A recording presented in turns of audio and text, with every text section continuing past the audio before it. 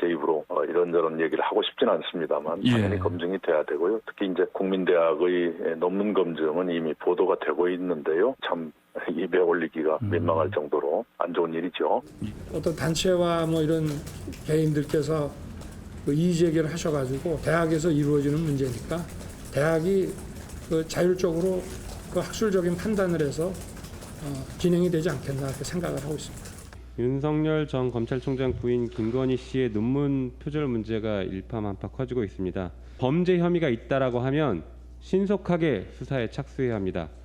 남편이 검찰총장 출신이라고 하더라도 처벌을 피해갈 수 있는 나라가 아니다라는 것을 국민께 보여드려야 합니다. 박사학위 부분에서야 뭐 지금 장관 가신 분들 표절 많이 있었고 문제 있었지 않나요? 장관 가시는 것도 아니고 공직에 본인이 출마할 것도 아닌데 아마 그것들이 그렇게 전체의 도덕성에 전체로 다 포장되는 것은 좀 문제가 있을 거고요. 네, 한 주간의 여론으로 배종찬 대표, 김면 소장 자리에 함께하고 계신데요. 배 대표님, 지난 한 주간 쭉 보니까요. 문재인 대통령 국정수행 지지도가 한국갤럽 리얼미터에서 38%로 나왔습니다. 네. 어떤 좀 특이한 변화 이런 게 있습니까? 뭐 아주 큰 변화는 없습니다. 여전히 문재인 대통령이 이제 부담이 될 수 있는 것은 지금 이제 코로나 상황일 것입니다. 네. 확진자도 이제 급상승을 했고 또 수도권의 경우에는 좀 완화될 거라고 기대감을 가졌는데 또 4단계 아주 강한 사회적 거리두기가 적용될 수밖에 없는 상황이기 때문에 문 대통령 국정수행에 지금 가장 영향을 많이 주는 것은 또 코로나거든요. 네. 그런 만큼 뭐 호재도 없지만 또 약간의 또 악재는 또 부담이 된다. 뭐 아주 심각한 악재는 아니다 할지라도 또 하나는 계속 지속적으로 문 대통령 국정수행이 부담이 되는 게 이제 부동산 정책이거든요. 네. 관련된 것들이 영향을 준 것으로 보입니다. 임기 5년 차의 40% 전후 지지율은 높은 건데요. 소속당인 민주당으로부터 이게 탈당 요구나 제명, 이게 과거 대통령이 이제 반복해서 그런 일이 있었는데 그렇지 않은 대통령이 될 것이다. 이런 전망이 나오는데 어떻게 보세요? 저도 그렇게 생각을 합니다. 네. 지금 정확히 말씀하신 것처럼 대통령 국정 지지율이 집권 5년 차임에도 불구하고 40% 초반대 그리고 30% 후반대를 기록하고 있는 대통령 보고 당을 탈당을 해라. 도움이 안 되니까 당을 탈당해달라. 아니면 이런 요구를 한다는 자체가 있을 수가 없다고 보여지고요. 네. 지금 뭐 더불어민주당의 지금 경선, 1차 경선이 지금 진행되고 있음에도 불구하고 어느 누구 한 명 그 대통령에 대한 뭐 당 탈당 이야기를 하는 주자가 없지 않습니까? 그것이 바로 이 문재인 대통령의 상대적으로 역대 대통령과 비교했을 때 상대적으로 높은 국정 지지율 때문으로 보여집니다. 네. 대선 주자 지지율 흐름 보겠습니다. 이재명 경기도지사하고요, 윤석열 전 검찰총장, 이게 오찬법이 밖에서 이 지사가 앞선 여론조사 네. 결과가 나왔던데 이 점은 어떻게 봐야 합니까? 조금 더 볼 필요는 있을 거예요. 그런데 대체적으로 이 전화 면접 조사에서는 이재명 지사가 대체적으로 좀 높은 편, 그리고 자동응답 조사, ARS 조사에서는 윤석열 전 총장이 높은 추세를 유지해 왔거든요. 네. 그럼 조사 방법상의 차이가 있다라는 것을 좀 살펴볼 필요가 있겠고요. 또 하나는 이제 최근 들어서 윤석열 전 총장의 행보가 집중 조명되는데 보수 성향이 너무 강하다. 점령군이라는 발언 또는 탈원전, 일본 오염수 이런 부분들이 좀 중도 MZ세대에게 영향을 줬을 수 있습니다. 네. 상대적으로 이재명 지사의 경우에는 뭐 지지율이 급상승하는 건 아니지만 양자 대결만 놓고 보면 민주당 경선도 있기 때문에 이재명 후보, 이재명 지사 쪽으로 또 주목도가 높아질 수 있거든요. 네. 이런 최근의 변화가 이재명 지사는 이재명 후보는 좀 더 주목받는 상황, 그리고 윤석열 전 총장은 주목받되 보수 성향이 좀 두드러지면서 중도층, MZ세대가 영향을 받는 결과로 해석이 됩니다. 저는 조금 다른 네. 생각인데요. 이 두 분 다 지금 언론의 집중을 받는 거는 사실이지만 두 분 다 좀 긍정적인 면보다는 부정적인 면에서 지금 많이 해자가 되고 있습니다. 네. 왜냐하면 이제 윤석열 총장 같은 경우는 엑스파일 논란이 있고요. 그리고 부인의 논문 표절 의혹도 지금 문제가 되고 있고요. 그리고 이재명 지사 같은 경우는 이재명 지사의 발언 등이 지금 상당히 지금 영향을 주고 있습니다. 그 부분이 이제 긍정적인 부분보다는 두 후보의 부정적인 면이 지금 부각이 더욱더 되고 있는 상황에서 이번에 나온 조사 결과를 보면 양 후보의 격차가 양자 대결에서 10%포인트 난다고 하는 거는 저는 상당한 의미를 있다고 보여집니다. 네. 그리고 지금 뭐 말씀하시기를 조사가 자동응답이냐 아니면 직접 전화 면접이냐에 따라 좀 차이가 있다고 말씀을 하시는데 저도 뭐 일정 부분 동의를 합니다. 그러나 그보다 더 차이가 있는 건요. 이 전화 방식이 무선 100%냐 아니면 유선이 얼마만큼 섞였냐를 보여야 되는데 네. 갤럽 같은 경우에도 지금 유선이 15% 정도 섞이고요. 네. 리얼미터 같은 경우도 한 10% 이상이 유선 전화번호가 섞인다는 사실입니다. 그런 거를 좀 감안해서 보실 필요가 있다고 보여지고요. 또 한 가지 더 말씀드리면 이번에 나온 그 조사 결과에서 저는 또 이 양 후보의 격차가 10%포인트 난다는 것도 중요하지만 이낙연 후보와 양자 대결에서 윤석열 총장이 동률을 이루었다는 사실은 저는 이거는 상당히 의미가 있다고 보여지고 그건 어떤 의미입니까? 왜냐하면 그렇다면은 대선 후보의 이 여권의 1, 2 후보와 누구와도 붙여도 윤석열 후보를 이길 수 있다는 이런 조사 결과이기 때문에 네. 저는 그걸 감안해 봤을 때 윤석열 총장이 엑스파일 논란으로 어쨌든 간에 지지율이 지금 상당히 상승세가 멈추고 지금 하락세를 보이고 있는 기 때문에 이런 조사 네. 결과가 나온 걸로 보여집니다. 배 대표님은 좀 더 봐야 네. 된다는 입장이고 지금 김면수 의원께서는 하락세라는 얘기를 했는데 동의하십니까? 좀 더 봐야 되겠죠. 네. 이건 뭐 조사 방법에 대한 차이도 있고 그리고 윤석열 전 총장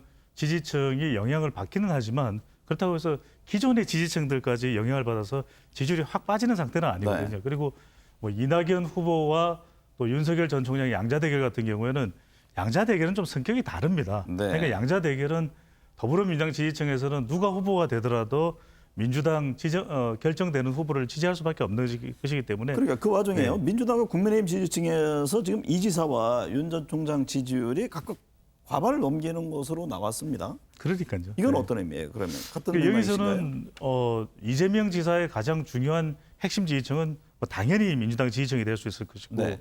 이 민주당 지지층의 지지를 얼만큼 더 높여가느냐가 이제 중요할 겁니다. 또 이낙연 후보가 더불어민주당 지지층에서 이재명 지사를 얼마나 쫓아오느냐가 또 중요할 테고요. 네. 한편으로는 이제 윤석열 전 총장에게는 가장 중요한 핵심 지지층은 국민의힘 지지층이 될 수밖에 없는 것이거든요. 네. 그런데 최근 윤석열 전 총장의 이 지지층 중에서 국민의힘 지지층이 살짝 빠지는 현상이 있어요. 네. 바로 그거에 얼마만큼의 윤 전 총장의 향후 지지율에 영향을 미치는지 중요한데 그래서 중요한 것이 바로 국민의힘 입당 여부입니다. 네. 국민의힘 지지층을 지지층으로부터 가장 많이 지지를 받는 윤 전 총장이 국민의힘 입당을 결정하지 못하고 있는 것이거든요. 이것에 대해서 국민의힘 지지층이 어떤 반응을 보이느냐, 괜찮느냐, 아니다. 계속 이렇게 된다면 불확실해지니까 우린 다른 후보를 선택할 수도 있을 것이야. 이런 상황이 연출될 수 있을지가 관건이 되겠죠. 네. 두 후보에 대한요. 이 지역별 지지율도 좀 눈에 띄는 게 있는데 야권 지지율이 낮은 호남 지역에서 윤 전 총장 지지율이 15%에서 20% 이렇게 나타나는 것으로 조사가 되고 있는데 윤 전 총장이 호남 지역에서 다른 보수 후보보다 높은 이유는 뭡니까? 일단 이제 윤석열 총장에 대한 기대감이겠죠. 네. 그리고 이제 윤석열 총장은 지금 뭐 야권 후보 주자로 지금 나서고는 있지만 그래도 많은 분들은 박근혜 전 대통령을 구속한 특임 검사로 지금 기억하시는 분들이 많고 또 개혁적인 이미지로 기억하시는 분들이 있기 때문에 그런 것이 호남에서 어느 정도 영향을 미친 것 같고요. 지금은 또 호남에서도 국민의힘 지지율이 많게는 20% 가까이 나올 경우도 있습니다. 네. 그런 것이 가만히 된 것으로 보여지고요. 아까 우리 배 소장님이 말씀하신 것 중에 윤석열 총장의 핵심 지지층이 국민의힘인데 좀 살짝 빠지고 있다고 말씀을 하셔서 빨리 입당을 해야 된다고 말씀을 하시는데 저는 좀 다른 의견입니다. 빠지고 있다고 하더라도 지금 윤석열 전 총장의 지지율을 지금 바탕하고 있는 국민의힘 지지층이거든요. 거기서는 70%가 넘는 지금 지지를 하고 있습니다. 그러나 만일에 지금 윤석열 총장에게 지금 필요한 거는 중도층이거든요. 네. 그 외연 확장을 해야 되는데 지금 윤석열 총장이 지금 보여주고 있는 이미지라든가 대선 행보를 보면은 중도층보다는 보수층을 좀 더욱더 아우려고 하는 모양새를 지금 보여주고 있기 때문에 저는 이 상태에서 지금 이 여러 가지 논란이 있는 상황에서 지금 만약에 국민의힘에 입당을 했을 때는 저는 득보다 실이 좀 더 많을 걸로 보여지기 때문에 네. 지금 상황에서 지금 빨리 국민의힘에 입당하는 거는 윤석열 총장에게 그다지 도움이 되지 않을 걸로 보여집니다. 조금 조정을 해드려야 될 거예요. 제가 네. 윤석열 전 총장이 빨리 입당을 해야 된다는 이야기를 드린 적은 없고요. 입당과 관련해서 좀 명확한 입장을 좀 표명할 필요가 있지 네. 않겠느냐는 계속 지금 말씀을 어떤 의혹부단한 게 드린 아니라 부분이고. 시기라든가 이런 부분에 대해서 좀 정확할 필요가 있다. 네, 그리고 앞서 우리가 보여드렸던 리얼미터와 오마이뉴스의 경우에는 윤석열 전 총장의 국민의힘 지지율이 70%가 아니고 58%거든요. 네. 그러니까 이 지지율이 이전에 윤 전 총장의 국민의힘 지지율이 높았을 때와 비교하면 최근 들어서는 좀 빠지고 있다는 말씀을 드렸고, 호남 이야기를 말씀드렸는데 호남은 보수 후보 중에서는 가장 지지율이 높은 것이 윤석열 전 총장이니까 보수 후보 중에서는 가장 높을 수밖에 없는 거죠. 지극히 당연한 거고. 근데 이제 호남 지지율이 그동안 높았던 이유는 호남에도 이제 보수가 있는 것이고 또 호남에 공들이기를 했던 이유도 있습니다. 네. 그것이 이제 국민의힘 후보는 아니지만 또 보수 야권의 후보이기 때문에 윤 전 총장이 호남에서 지지율을 얻어가는 것인데, 최근 들어서는 이 호남 지지율이 상당히 낮아지는 추세예요. 네. 그러니까 오히려 보수 후보임을 강조하면서 호남 지지율이 많이 낮아진 것도 오히려 이 윤 전 총장의 확장성에는 장애가 되는 것이겠죠. 그 지역별 지지율을 보고 있는데요. 이재명 지사도 보면 영남권에서 상대적으로 높게 나오고 있습니다. 그 한국 사회 여론 연구소 조사 결과를 보니까 30%가 넘더라고요. TK 네. 지역에서. 이게 이 지사가 안동 출신 때문인 것인지 이게 어떻게 봐야 합니까?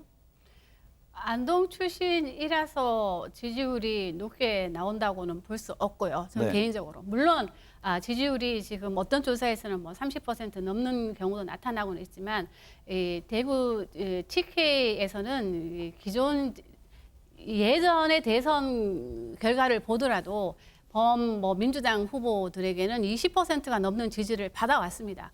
그렇기 때문에 이재명 지사 지지율이 지금 20% 넘게 나오는 거는 좀 당연하다고 보여지는데, 네. 다만 이제 이재명 지사 같은 경우는 본인이 이제 안동 출신이기 때문에 TK에서 더 많은 지지를 받기를 원하겠죠. 네. 그러나 지금 나오고 있는 여론조사 결과를 본다면 이 TK에서는 여전히 이게 정권 탈환의 의혹이 워낙 강하기 때문에 이재명 지사가 안동 출신에도 불구하고 지금 나오고 있는 여론조사 결과를 보면 그다지 만족스러운 결과는 지금 아닌 것 같고요. 이재명 지사도 지금 그렇게 생각을 할 것 같습니다. 김재현 최고위원이 네. 그런 얘기를 하더라고요. 만약에 대구 경북에서 여권 후보, 이재명 지사도 누가 됐든 여권 후보가 20%를 넘게 득표를 할 경우에는 굉장히 네. 어려울 것이다. 근데 지금 나온 수치라면 이게 대선 나중에 어떤 표를 열어봤을 때도 네. 이 정도의 수치가 나올 수 있습니까? 가능성이 열려 있는 거죠. 이게 안동이 고향이라는 것이 영향을 미치는 것이죠. 왜냐하면 왜 이재명 지사가 출마 선언을 하고 안동을 굳이 갔겠습니까? 그것은 안동이라고 하는 홈타운 임팩트가 분명히 작동하는 것이고, 네. 지난 2017년 대통령 선거에도 부산이 또 성장 기반이었던 문재인 대통령이 부산에서 가장 많은 득표를 냈어요. 울산과 함께. 네. 그건 분명히 홈타운 임팩트가 작동을 하는 것이고, 또 민주당에서도 동진 전략을 펴면서 영남 공들이기를 해왔는데 이런 게 있을 거예요. 네. 김재원 최고위원이 그런 이야기를 한 배경에는 윤석열 전 총장이 보수 야권의 가장 유력한 후보인데 현재 상태로는, 그런데 영남 출신이 아닙니다. 충청 대망론을 이야기하고 있다면 이 이재명 후보, 이재명 지사의 경우에는 안동이 고향이기 때문에 TK로서도 유의미한 후보다, 이런 상징성을 부각시킬 수 있는 것이거든요. 네. 그렇다면 그만큼 1차 경선 때 이낙연 후보가 무슨 이야기를 했습니까? 안동에 가서 지역주의 조장하는 것 아니냐라는 이야기를 들을 정도라면 이건 분명히 TK 출신이라는 것도 영향은 배제할 수 없어 보입니다. 지금 이 시점에서 관심은 잠시 뒤에 발표될 그 6명 민주당 1차 이제 예비 경선 결과일 테고, 좀 더 나가면은 과연 이재명 지사가 지금 1위 그대로 갈 것인지 아니면 최종 결선 투표까지 이어질 것인지, 이 부분에 대한 전망 두 분 짧게 한번 들어볼까요? 지금 여론조사 결과대로 나와야 되는 거 아닙니까? 네. 지금 결과대로 나오지 않는다면 뭐 문제가 될 것 같고요. 저는 뭐 이재명 지사가 1위를 할 것으로 예상이 됩니다만은 다만 이제 2등과의 차이가 얼마나 벌어질까. 그렇습니다. 결선으로 갈 거냐. 과반이 넘지 않으면 그렇죠. 최종 결선 투표하게 돼 있잖아요. 저는 이 이낙연 지사 지지율이 지금 상당히 여론조사 결과를 보면 지금 상승세를 보이고 있기 때문에 네. 저는 결선까지도 한 번쯤은 생각해 볼 수 있을 걸로 보여집니다. 네. 결선까지. 배 대표님은요?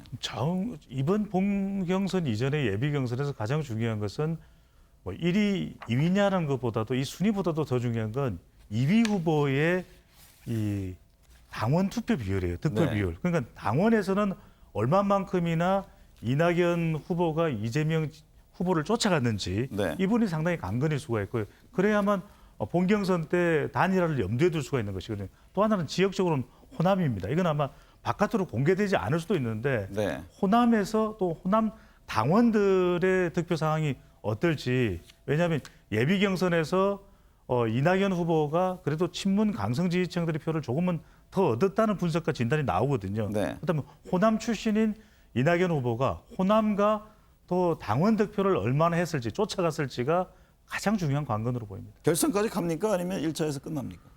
결선 투표로 갈 가능성도 배제할 수는 없겠죠. 배제할 수는 없다. 왜냐하면 이제 9월 달에 결선 투표 여부가 결정이 됩니다. 그런데 네. 결과적으로는 이낙연과 정세균 또는 더 추가적으로 본경선에 진출하는 후보, 뭐 추미애 후보는 해당될 리가 좀 없겠지만 박용진 후보나 또 최문순, 양성조, 김두관 중에서 한 사람 올라오는 후보와 네. 단일화가 된다. 네. 이 경우에는 호남의 득표 비율이 달라질 수 있거든요. 네. 그렇다면 경선까지 결선 투표까지 갈 가능성도 열려 있어 보입니다. 지금 야권은요. 최재형 감사원장이 조만간 뭐 대선 출마 공식화할 것으로 지금 알려지고 있는데 윤석열 전 총장이 이제 여러 가지 검증 과정을 겪고 있지 않습니까? 야권 일각에서 최재형 감사원장을 하나의 대체제 개념으로 플랜 B를 얘기하는 분들이 있는데 그게 가능할까요?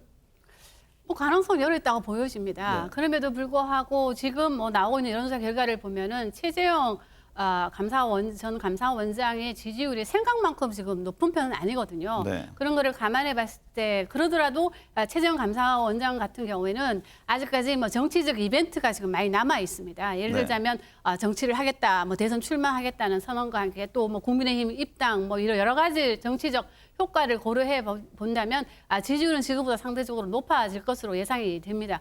그렇다면 플랜 B, 윤석열 지금 뭐 검증 공세에 지금 시달리고 있는 윤석열 전 총장을 좀 대체제로서 최재형 전 감사원장이 지금 얘기는 될 수는 있겠지만 그러나 저는 최재형 감사원장은 좀 윤석열 총장하고 좀 다른 결을 지금 보이고 있기 때문에 네.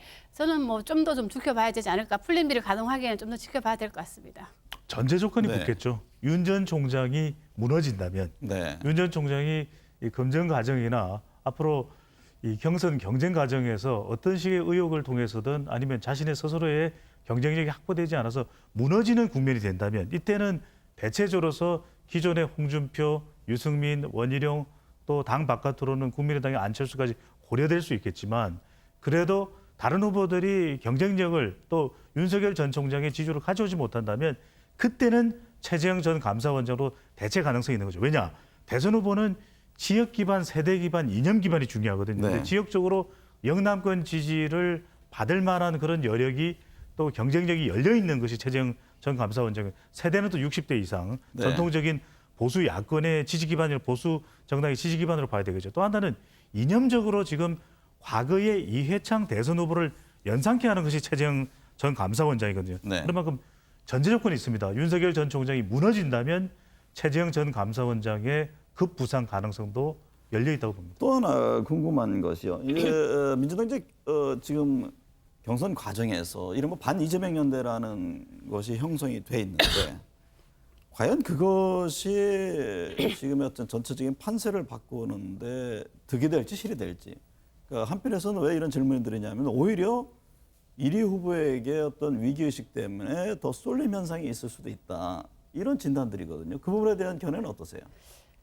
저는 조금 이 민주당 경선이 조금 더 다이나믹하게 이루어질 필요가 있다고 보여집니다. 네. 그런 관점에서 본다면 저는 이 1위 후보를 맹추격하는 모양새를 보여주는 것도 저는 나쁘지 않다고 보여지거든요. 네. 그런 관점에서 본다면 오늘 나올 여론조사, 오늘 나올 결과가 매우 중요하다고 좀 생각이 되는데 네. 과연 1위와 2위의 차이가 얼마냐, 그리고 당원에서의 차이가 얼마냐, 여기에 따라서 저는 향후 1위와 2위 간에 치열한 지금 접전이 이루어질 수 있는 가능성이 있다고 보여집니다. 배 대표님 어떻게 보세요? 그러니까 반이재명 연대에 과연 네. 그게 더 어떤 배가 효과를 낼 것인지 아니면은 오히려 1위에게 위기의식 때문에 더 집중되는 현상을 초래할 것인지 그 점. 핵심은 이겁니다. 네. 반 이재명 연대가 단순히 이재명 지사를 공격한다면 얻는 효과는 매우 제한적이에요. 네. 그런데 이낙연 후보나 또는 정세균 후보나 박용진 후보든 이재명 지사를 공격하는 후보가 어떤 대안이 있는지, 네. 어떤 강점이 있는지, 오히려 이 본선에서 또 보수 야권 후보를 이길 수 있는 그 경쟁력의 무기가 이낙연, 정세균 또는 박용진에게 있다. 이것을 보일 때 반 이재명 효과가 극대화될 수 있거든요. 그러니까 지금도 보면 예비 경선에서 이재명 후보를 공격한다고 해서 그 공격한 후보의 지지율이 안 오릅니다. 그러니까 네. 반 이재명 연대의 핵심은 대안이 뭐냐, 또는 본선에서 이재명 후보를 더 능가할 수 있는 보수 야권 후보를 이길 수 있는 경쟁력은 뭐냐, 이것이 핵심이죠.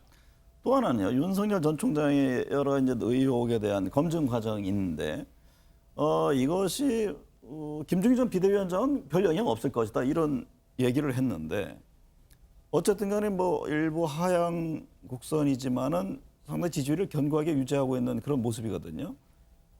결정적인 지지율의 어떤 흔들림, 변화를 초래할 수 있습니까? 저는 가랑비에 옷 젖는다고요. 네. 저는 이렇게 의혹이 심해지고 이 검증 과정에서 윤석열 총장의 대응 방식도 저는 약간 문제가 있어 보입니다. 네. 윤석열 총장이 이 대응하는 방식을 보면 이 논문 표절 의혹이 나왔을 때도 지금 모 일간지에서 인터뷰했을 때 본인의 부인은 뭐 네. 새벽 2, 3시까지 공부만 했다 이런 얘기를 지금 하셨거든요. 그런 거를 감안해 봤을 때 저는 이 의혹이 진행될수록 저는 지지율은 하락할 것으로 보여집니다. 배 대표님 어떻게 보세요? 저도 이게 영향을 미칠 수 있다고 봅니다. 왜냐하면 유권자들은 그렇거든요. 어떤 의혹이 규명됐다고 해서 그 규명된 사실로 판단하지는 않습니다. 그 이후에 과연 후보자들이 어떻게 대응을 하고 소통을 하느냐가 더 중요하기 때문에. 근데 규명이 되지 않은 상태에서는 그 의혹이 계속 진행될 수밖에 없는 것이거든요. 그런 점에서는 해명할 건 해명을 하고 평가를 받는 것이 더 현명한 방법일 수가 있겠죠. 네, 오늘 두 분 말씀 감사합니다. 외환위기 등 어려움이 찾아왔을 때 우리 국민들은 모두 하나가 됐습니다. 적극적인 동참이 있었기에 위기 극복이 가능했습니다. 코로나19가 다시 확산하면서 자영업 하시는 분 등 많은 사람들이 망연자실하고 있습니다. 분통이 터질 일입니다. 하지만 4차 대유행이라는 위기 극복을 위해 국민 한 분 한 분이 또다시 방역에 솔선수범해 나가는 수밖에 없어 보입니다. 시청해주신 여러분 감사합니다.